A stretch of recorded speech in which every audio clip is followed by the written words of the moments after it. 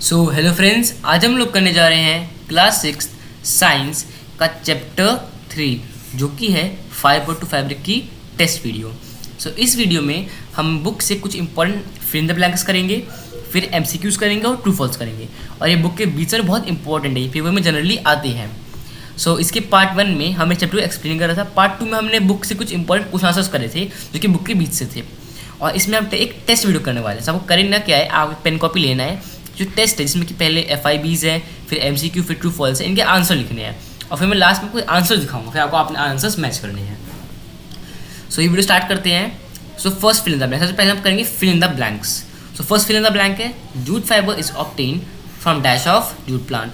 Question है, आपको बताना है कि जूट फाइबर होता है वो जूट प्लांट के लिए कौन से पार्ट से ऑब्टेन होता है, मतलब स्टेम से ऑब्टेन होता है, लीफ से ऑब्टेन होता है या फिर रूट से ऑब्टेन होता है। क्वेश्चन नंबर 2 है fibre which we get from plant और animal are known as dash fibre. वो फाइबर जो कि हमको प्लांट और एनिमल से मिलते हैं उनको क्या कहते हैं। और क्वेश्चन नंबर 3 है examples of synthetic fibre are dash and dash. तो आपको सिंथेटिक फाइबर के कुछ एग्जाम्पल्स बताने हैं।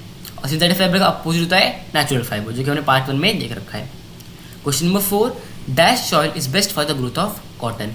आपको बता रहा है कि कॉटन के ग्रोथ के लिए बेस्ट सॉइल कौन सी होती है। Question number 5 jute is grown in dash season. तो आपको बताना है कि जूट कौन से सीजन में ग्रो होता है, मतलब या रेनी सीजन में, समर सीजन में, विंटर सीजन में।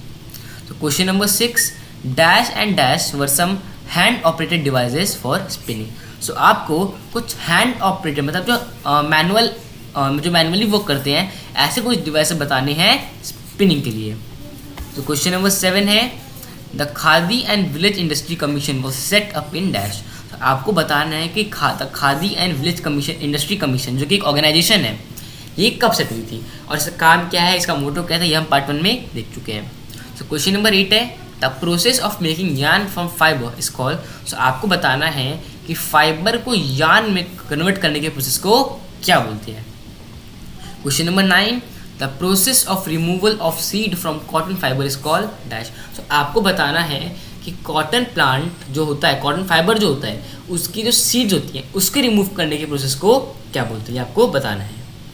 क्वेश्चन नंबर 10 है the process of arranging two set of yarn together to make a piece of fabric is called dash. आपको बताना है कि वो प्रोसेस जिसमें कि हम 2 सेट्स ऑफ yarn को अरेंज करते हैं एक फैब्रिक बनाने के लिए उसे क्या कहते हैं। इसके अलावा हम 1 सेट ऑफ yarn को भी अरेंज करते हैं, वो मैंने पार्ट 1 में दिख रखा है। क्वेश्चन नंबर 11 है cotton was grown near the dash river in ancient times. आपको बताना है कि एंशियंट टाइम में जो कॉटन था वो कौन से रिवर के नियर ग्रो होता था। और question number 12 dash and dash were grown near Nile river in ancient Egypt. तो आपको बताना है कि एंशियंट इजिप्ट में कौन से वो दो प्लांट थे या फिर दो फाइबर थे जो कि ग्रो होते थे रिवर नाइल के near. Question number 13 dash is obtained from the cocoon of silk. आपको बताना है कि सिल्क वॉर्म के कुकून से क्या ऑब्टेन होता है, ये तो बहुत ईजी क्वेश्चन है। Question number 14 in India jute is grown in dash dash and dash. आपको इंडिया के अंदर आपको वो 3 स्टेट्स बताने जहाँ पे जूट ग्रो होता है। Question number 15 weaving of fabric is done on dash. आपको बताना है कि फैब्रिक की वीविंग कौन से डिवाइस पे होती है या फिर कौन से मशीन पे होती है या फिर हैंड ऑपरेटेड होती है। तो आपको बताना है कि वो हैंड ऑपरेटेड है या फिर मशीन है, तो कौन सी मशीन है वो। क्वेश्चन नंबर 16 है dash and dash are some unstitch cloth that we wear. आपको 2 अनस्टिच क्लोथ बताने हैं जो कि स्टिच नहीं होते हैं, जो कि हम पहनते हैं। ये वो 16 फिल इन द ब्लैंक्स थे। आई होप आपने इनके आंसर्स लिख लिए होंगे, तो इनके आंसर्स देखने वाले हैं। ये रहे उसके आंसर्स। ये आंसर्स हैं उसके, आप यहाँ से अपने आंसर्स मैच कर सकते हैं और अपने मार्क्स नीचे कमेंट करिए कि आपके कितने मार्क्स हैं।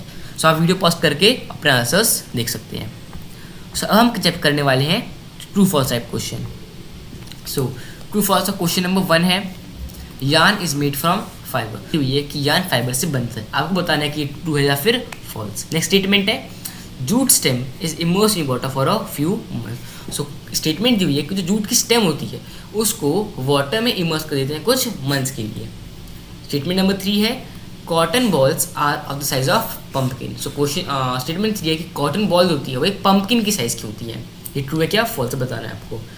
Question number 4 looms can be both hand operated और पावर ऑपरेटेड। सो ये स्टेटमेंट ये बोला गया है कि जो लूम्स होते हैं वो या तो हैंड ऑपरेटेड भी हो सकते हैं या फिर पावर ऑपरेटेड भी हो सकते हैं। तो आपको बताने की ट्रू है या फॉल्स है। Jute is use in making pillows mattresses. तो हम पिलोज और मैट्रेसेस बनाने के लिए जूट का यूज़ करते हैं। ये स्टेटमेंट आपको बताना है कि ट्रू है या फॉल्स है। सो आई होप आपने इनके आंसर्स लिख लिए होंगे। अब हम इनके एक्चुअल आंसर्स देखने वाले हैं। सो ये इनके आंसर्स हैं। First false, false, false, true, false, ये इनके आंसर्स थे। सो आप इसके भी अपने मार्क्स नीचे कमेंट करिएगा। सो अब हम देखेंगे कुछ MCQ type question. So first MCQ है which of this is a natural fibre. So आपको बताना है कि इनमें से कौन एक नेचुरल फाइबर है। सिल्क, नायलॉन, एक्रेलिक और पॉलिस्टर आपके ऑप्शन हैं। So question number 2, the process of making yarn from fibre is called dash. So आपको बताना है कि फाइबर को यार्न में कन्वर्ट करने वाले प्रोसेस को या फिर वो प्रोसेस जिसमें कि यार्न ऑब्टेन करते हैं फाइबर से, उस प्रोसेस को क्या बोलते हैं। वीविंग कहते हैं, गिनिंग कहते हैं, निटिंग कहते हैं या स्पिनिंग कहते हैं, ये बताना है आपको। Looms are related to weaving, ginning, knitting, spinning. तो आपको बताना है कि जो लूम्स होते हैं वो किस वर्क के लिए यूज़ होते हैं, मतलब वीविंग करने की, गिनिंग करने की, निटिंग करने की या फिर स्पिनिंग करने के। सो हम क्वेश्चन नंबर 4 देखेंगे। क्वेश्चन नंबर 4 है या वी मेक फैब्रिक फ्रॉम, कि हम फैब्रिक किससे बनाते हैं, फाइबर से, यार्न से, कॉटन से या फिर नन ऑफ देम। सो ये ऑप्शन है आपके ऊपर, आपको बताना है कि इसमें से किस में से हम फैब्रिक बनाते हैं। सो क्वेश्चन नंबर 5 है, लास्ट क्वेश्चन है yarn is converted into fabric by. आपको बता रहे हैं कि यार्न को फैब्रिक में कन्वर्ट करने वाले प्रोसेस, ऐसे कितने प्रोसेस होते हैं जिससे कि हम यार्न को फैब्रिक में कन्वर्ट कर सकते हैं। एक ही भी होता है, 2 भी होते हैं, मैनी भी होते हैं या फिर नन ऑफ देम। सो आपको बताना है कि यार्न्स को फैब्रिक में कन्वर्ट करने के कितने प्रोसेस होते हैं, 1 वे, 2 वे या फिर बहुत सारे वेज, क्या आपको बताना है।